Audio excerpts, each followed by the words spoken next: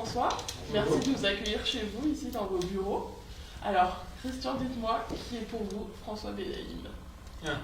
Eh bien, François Benaïm, c'est mon frère, voilà, déjà, et puis avec qui je collabore depuis maintenant 20 ans, plus de 20 ans, sur des créations, sur des projets de création, de danse, musique, théâtre. Et pour vous, François, en quelques mots, qui est Christian?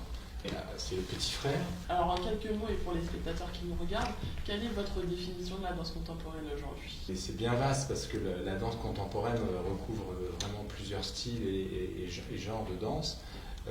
Pour nous, en tout cas, on aime que ce soit le lieu de l'invention d'un langage où le corps est avant tout le matériel, on va dire, ou le média par lequel l'expression se développe. Et pour nous, c'est vraiment le langage vecteur d'émotion, vecteur de sens, vecteur d'imaginaire, un vecteur donc tout à fait sensible, tout à fait à fleur de peau. Pourquoi, à votre avis, a-t-on cette image de la danse contemporaine comme quelque chose de complexe, parfois même incompréhensible? C'est vrai qu'on juge souvent la danse un peu élitiste, contemporaine un peu élitiste, peut-être justement parce qu'elle utilise des biais de communication, de mise en lien, qui est un biais sensible et qui passe pas par l'intellect ou la raison. Et donc, il n'y a pas forcément de mots, il n'y a pas forcément de contexte. Donc, on fait appel avant tout à une réception qui est une réception de l'ordre de la sensibilité, de l'ordre des impressions. On convoque aussi beaucoup l'imaginaire et le vécu de chacun. Ça demande peut-être au spectateur d'être un tout petit peu préparé, un tout petit peu disposé à recevoir et à se laisser emmener, peut-être à la différence d'une pièce de théâtre où il y a un propos, il y a un livret pour l'opéra par exemple, ou une histoire qui est développée et auquel du coup le spectateur se raccroche plus facilement. Une question d'abstraction, c'est que la danse contemporaine souvent plus abstraite, on a un droit d'incompréhension immédiat. Donc voilà, ça ne veut pas dire que c'est pas accessible, mais c'est vrai que c'est comme un tableau abstrait ou comme une musique, c'est comment réussir finalement à se laisser toucher, emporter par ce qu'on voit, ce qu'on entend, ce qu'on sent. Et effectivement, c'est aussi un langage, même si on n'en connaît pas absolument les codes, parce que dans la danse contemporaine, justement, il y a une invention constante de nouveaux codes. Donc d'une certaine manière, il n'y a pas des codes établis une fois pour toutes qui permettraient à des gens d'apprendre ces codes-là et de devenir avertis dans ce domaine. Il faut aller voir plusieurs spectacles, il faut se nourrir d'images, mais pas forcément que dans la danse. La danse, elle se nourrit d'inspirations très variées, très diverses. Et du coup, le spectateur, peut-être ce qu'il a avant tout à apprendre, c'est à se mettre dans un état de disposition, de réceptivité. Voilà. Mais ça, c'est pas facile. Tout public. On a créé à peu près une vingtaine de pièces et dans l'ensemble de ce répertoire, il y a 2 pièces seulement qui sont estampillées jeune public. Donc toutes les autres pièces sont des pièces tout public qu'on a pu aussi parfois présenter pour des séances un peu plus spécifiques en direction de jeunes spectateurs. Mais dans l'ensemble, notre travail et même les pièces jeune public, elles sont visibles par tout le monde et bien souvent des grands enfants assez âgés apprécient beaucoup ces pièces jeunes publics. International. Quand il fait chaud, quand il fait froid, on a envie d'aller au chaud. C'est aussi international. L'Amérique du Sud, l'Espagne, la Grèce, plein de pays. Et après, c'est vrai qu'en France, il y a aussi énormément de points qui sont magnifiques et qui sont à découvrir autant que loin de Paris. Comme le dit l'adage, les voyages forment la jeunesse. On se forme. Les voyages, ça permet de s'ouvrir, de penser. C'est des moments où on se décentre un peu, où on est confronté à d'autres manières de voir le monde, de l'appréhender, de vivre, des habitudes. Voilà, donc ça fait du bien lorsqu'on ça nourrit et ça permet pour nous qui créons des univers et qui inventons des univers, ça nous permet aussi de confronter ce que nous connaissons à l'ailleurs, à la différence. Agir. Penser.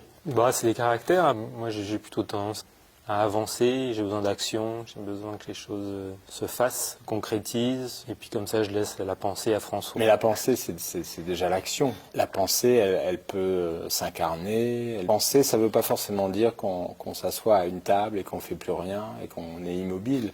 Penser, ça peut être une pensée en mouvement. De la même manière que l'action peut être à l'initiative, elle peut se conjuguer avec la pensée. Et la pensée a besoin du faire aussi pour s'élaborer, pour se développer également. Culture, mais en même temps très sensible à la nature. 2000. Il y a un endroit plus proche, avec des projets peut-être plus intenses, plus conscients, plus choisis aussi, plus satisfaisants ou en tout cas plus remplis. Par esprit de contradiction, je vais dire les années 90, la fin de siècle, c'était super. On craignait le bug de l'an 2000, on était terrorisés.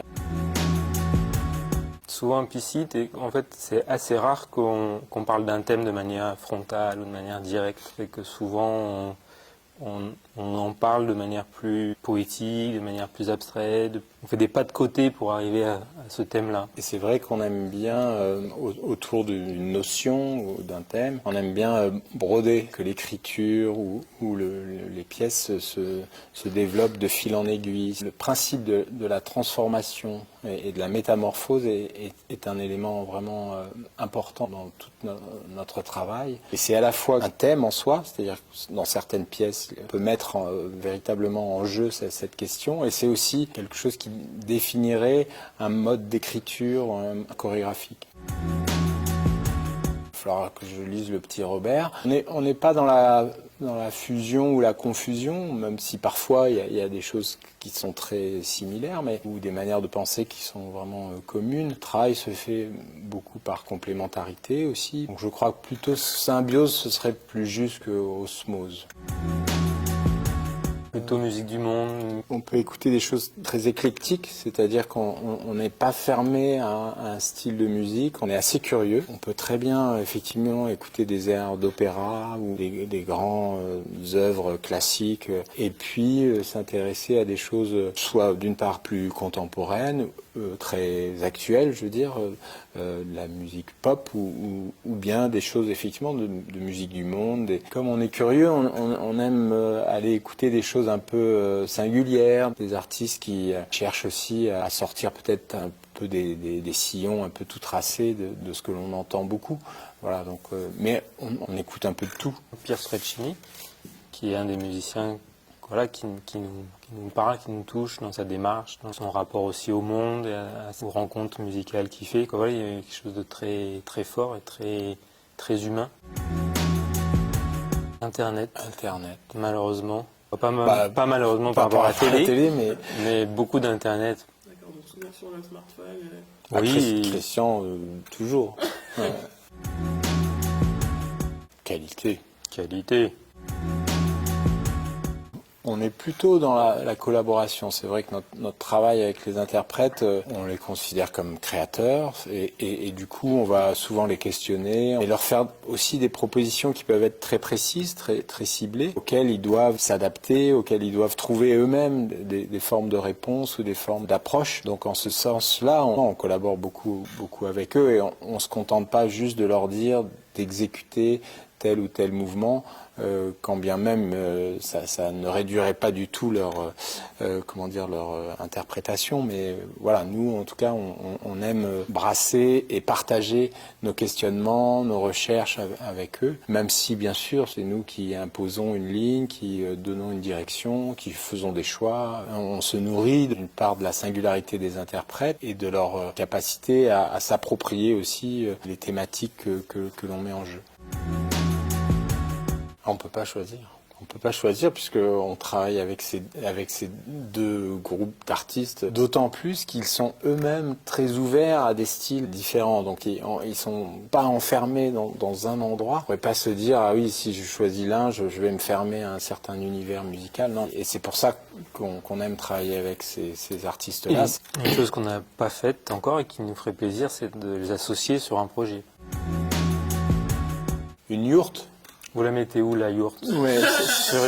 Sur une île déserte, à Paris, En termes à la de montagne. sans réseau, Sans rien. Est-ce qu'on serait prêt à vivre comme des ermites, un peu, c'est ça, isolés de tous et de tout?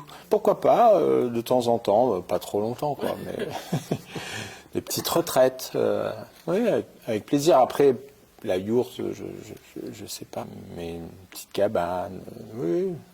D'accord. Ben, je vous remercie en tout cas de m'avoir accordé cette interview. Merci. Et Merci. puis on vous retrouve dans le cadre du festival bientôt.